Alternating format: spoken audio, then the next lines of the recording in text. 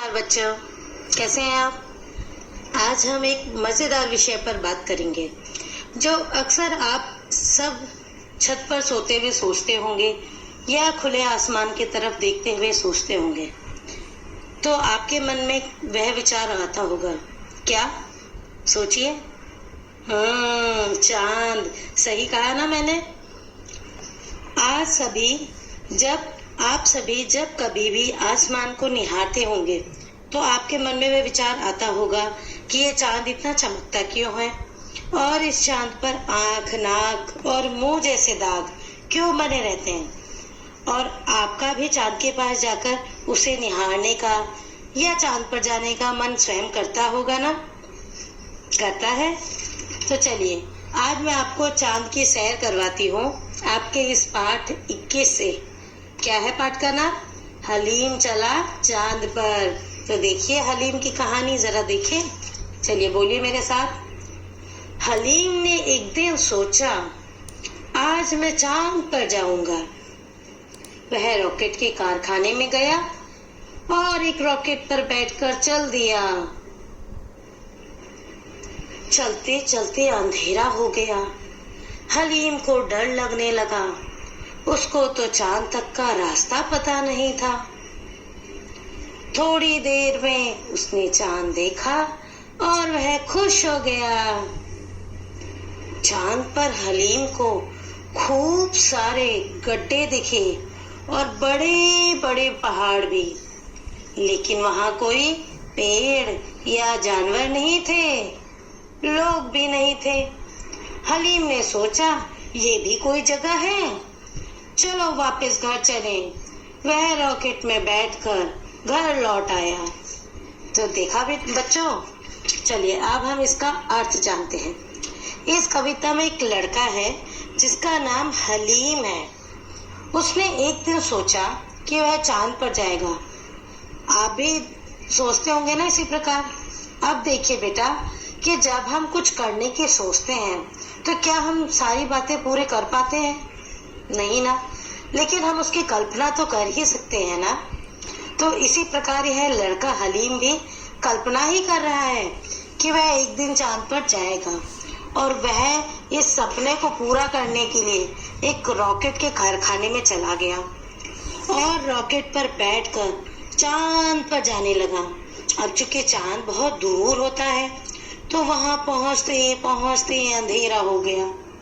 अंधेरा होते ही हलीम को डर लगने लगा, क्योंकि उसे तो चांद का रास्ता पता ही नहीं था कि उसे चांद कहाँ और कितनी दूरी पर मिलेगा। और फिर क्या हुआ? थोड़ी ही देर में उसे चांद दिख गया और वह बहुत खुश हो गया। और वह रॉकेट से चांद पर उतरा तो उसने क्या देखा? बताइए क्या देखा? कि जो चांद दूर से इतना चमकीला और सुंदर दिखता था, पास से वहां पर उसे खूब सारे गड्ढे दिखाई दिए और वहां बड़े बड़े पहाड़ भी थे, लेकिन वहां ना तो कोई पेड़ था और ना ही कोई जानवर, और वहां तो कोई लोग भी नहीं थे, कोई व्यक्ति भी नहीं था।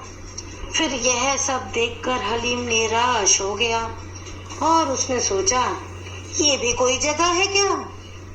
इससे अच्छा तो मेरा घर ही था। तो वह रॉकेट में बैठकर घर वापस लौट आया। तो अच्छी थी ना कविता। आइए अब जरा हम चांद पर बातें करें और आपके मन में जो प्रश्न उठते हैं, शंकाएं चलती हैं, उनका समाधान ढूंढें। तो चलिए मैं आज आपसे चांद के बारे में कुछ बातें करके आपके प्रश्नों के उत्तर देके आपके जिज्ञासा शांत करूंगी। चलिए। अच्छा, आप में से कुछ बच्चे सोचते होंगे कि चांद व तारे दोनों आसमान में हैं, तो दोनों के आकार में इतना अंतर क्यों है? सोचते हैं कोई? जरूर सोचते होंगे। तो आइए मैं आपको इसका उत्तर बताती हूँ। बेटा, चांद और तारे है तो दोनों आसमान में, किंतु इनकी दूरी में बहुत अंतर है।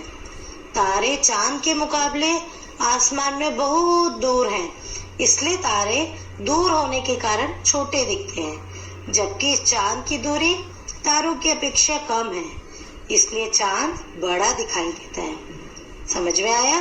क्योंकि चांद पास है धरती के और तारे थोड़ा दूर हैं, इसलिए तारे छोटे दिखाई देते हैं और चांद बड़ा दिखाई देता है।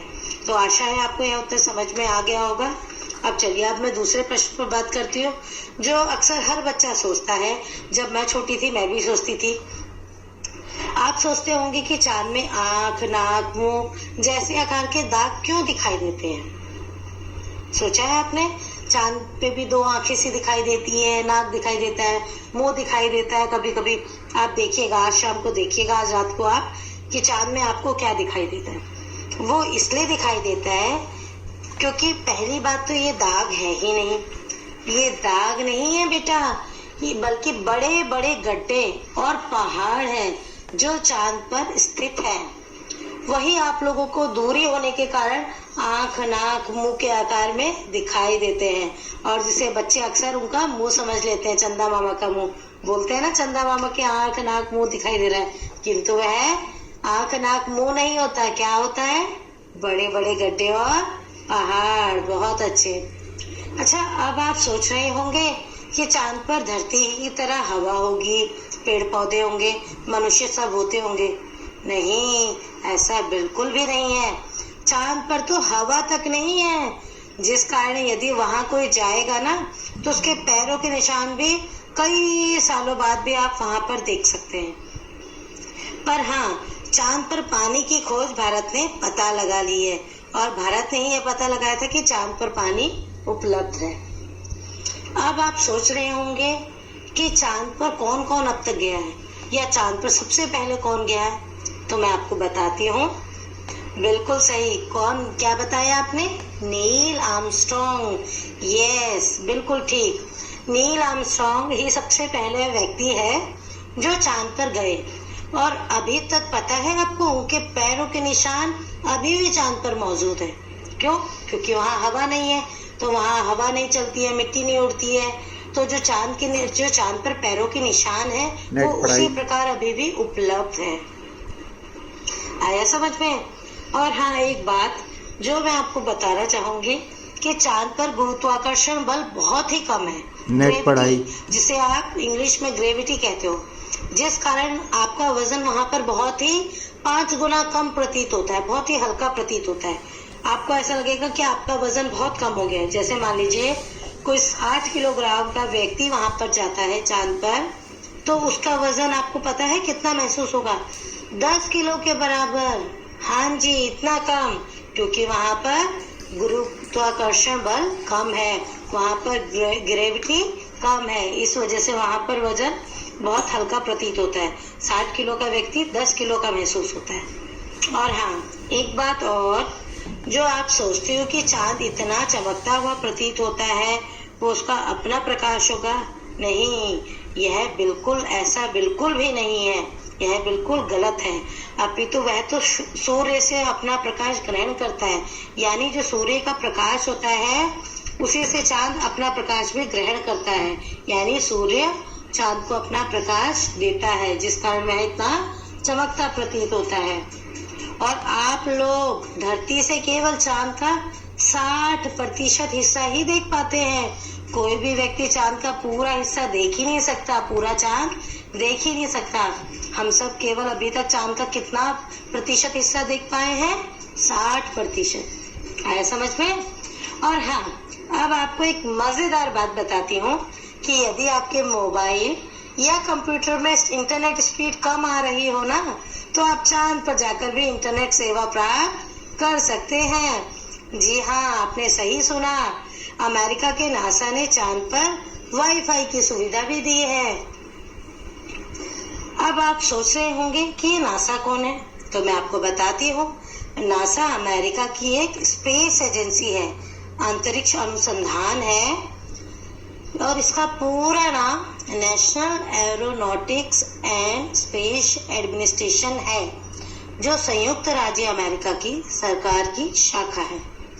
ठीक इसी प्रकार, जिस प्रकार अमेरिका में नासा है, ठीक इसी प्रकार हमारे भारत में भी अंतरिक्ष संस्थान है। पता है उसका नाम क्या है? इसरो। इसरो के फुल फॉर्म क्या है? Indian space research organisation.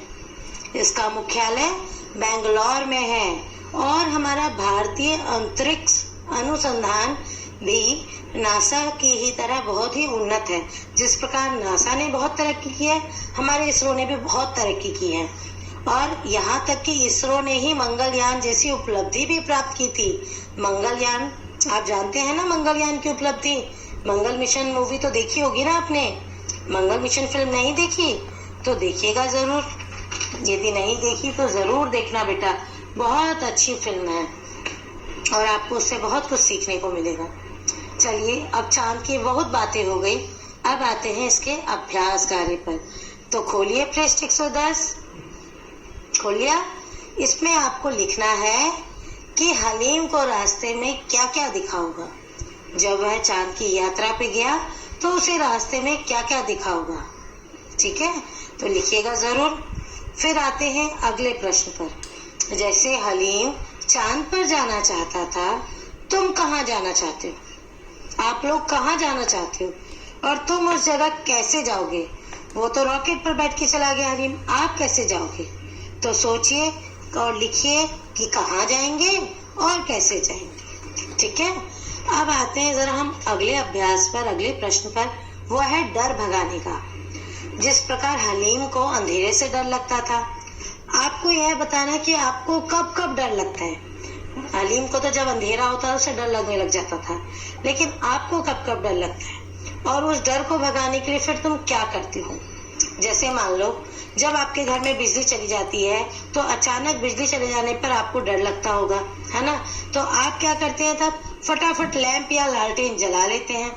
इसी प्रकार आपको अन्य भी लिखना है कि जब आपको डर लगता है, कब कब डर लगता है, वह लिखना है, वह लिखना है और आप उस डर को भगाने के लिए क्या करते हो, तो वह भी लिखना है आपको। ठीक है बेटा, और अंत में आते हैं आपके मनपसंद कार्य पर। वह है चित्रकारी का कार्य। तो चलिए फटाफट बनाइए चांद और सूरज का चित्र। ठीक है, और मैं फिर मिलूंगी अगले पाठ के साथ। धन्यवाद। नेट पढ़ाई।